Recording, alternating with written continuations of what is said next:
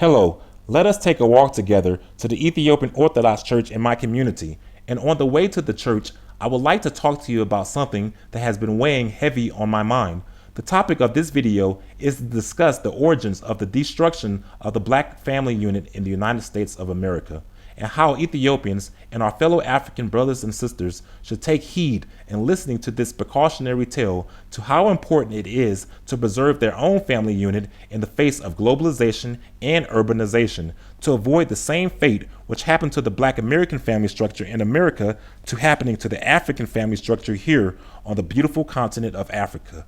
Finally, I will expose Western government and civil society's attempt to impose their ideological beliefs onto the African continent and people. Today is September the 16th, 2020. My name is Ezra. One of the first things that I noticed when I moved to Ethiopia almost 6 years ago is its strong patriarchal nuclear family unit. What I appreciate and value the most about living in Ethiopia is its traditional family structure and values.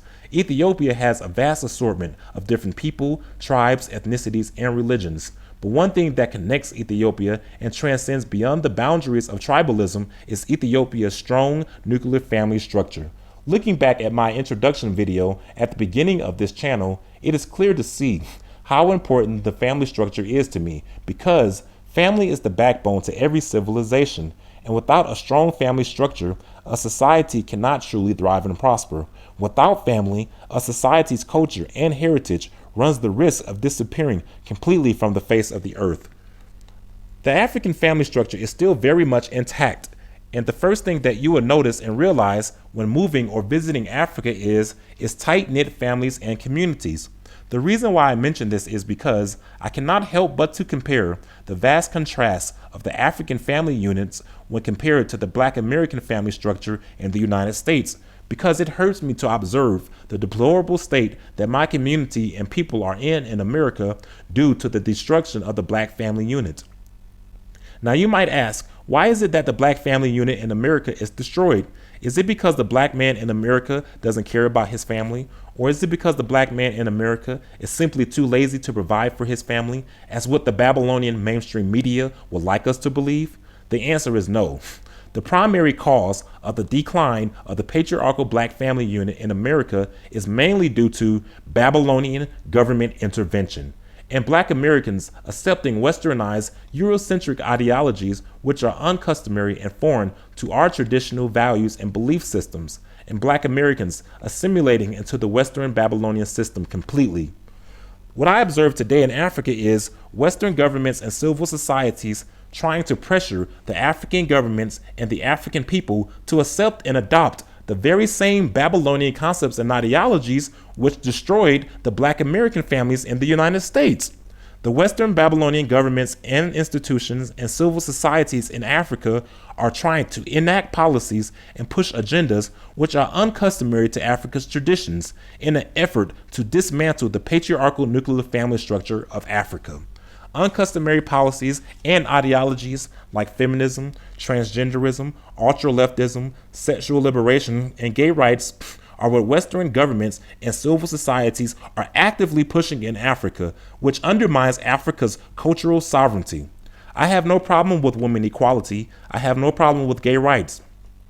However, I find it unusual and highly suspicious that of all the things that Africa needs help with, Western institutes and civil societies are only promoting soft policies that I just mentioned.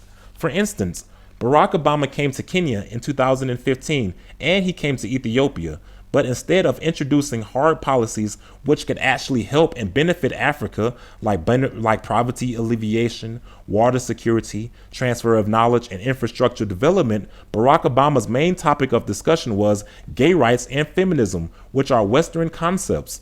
My African brothers and sisters, we must prevent this from happening to preserve our culture, heritage, customs, and beliefs. Let me give you an insight into my life. I was born and raised in Atlanta, Georgia. I was born out of wedlock to a single mother. I never knew my biological dad, even to this day. Luckily, my very loving, caring father came into my life at a very young age and raised me as his own flesh and blood, because I know as a single mom, my mom can only do so much when raising a child, especially a boy, on her own.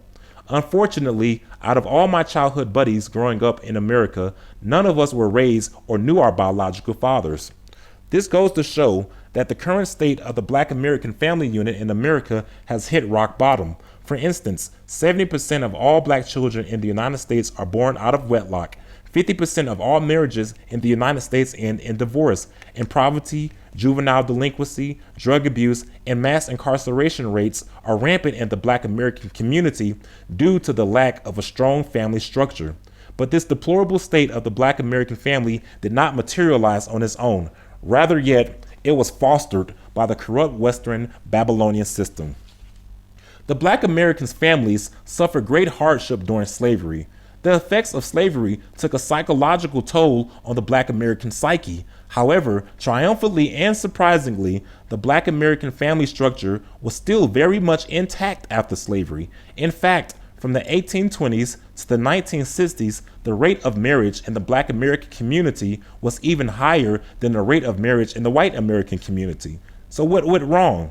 What happened is that starting from the 1960s onwards, the Black American families was forced into urban projects, into urban cities at a massive scale. Forced urbanization combined with government intervention ushered in the beginning of the end of the strong black nuclear family unit in the United States.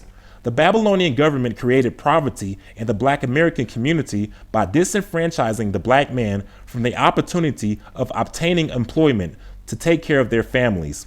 Although the black man wanted to work and sought employment, they were seldom hired due to institutionalized racism. The United States government, by its policy, said that in order for poor black families to receive government assistance, that no able-bodied man should be living in the households.